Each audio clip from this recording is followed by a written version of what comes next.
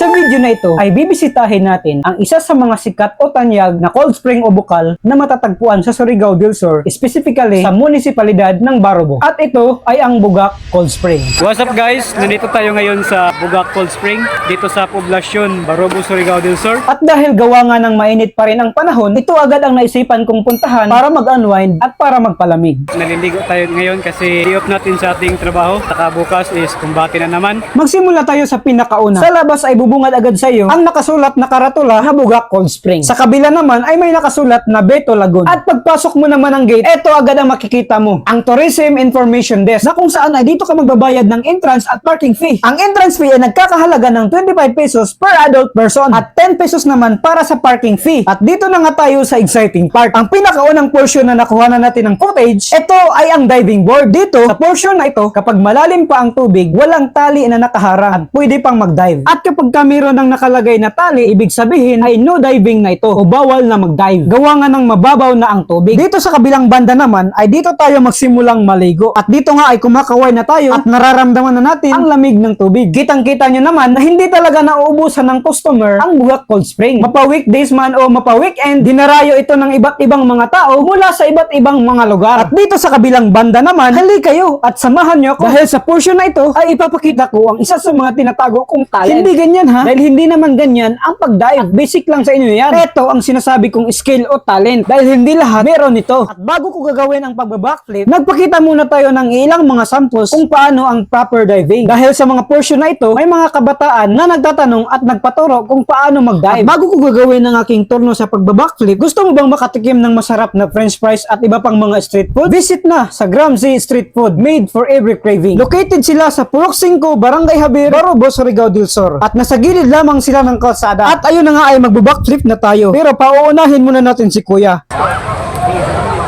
Iya, bantay ka. Sige, gani dong. Sige. Sana lang.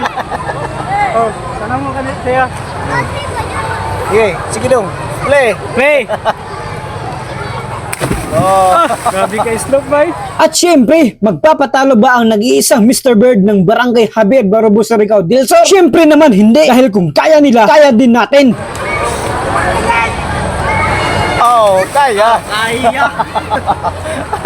O, di ba mga boards, hindi kayo nabigo ng idol nyo. Kaya niya yan. At syempre, wag nating kalimutang i-shoutout itong mga bago nating mga kaibigan. Oh, shoutout sa atong mga new friends. Ayan sila. So baka mayroon kayong gustong shoutout. Shoutout sa tropa sa Cavite. Ikaw lang. Oh, wala daw. Shoutout sa akong classmate. Yun, oh, sikat na sila guys. So shoutout sa akong mga 10,000 followers dyan sa Facebook. This is Mr. Bird and have a good day.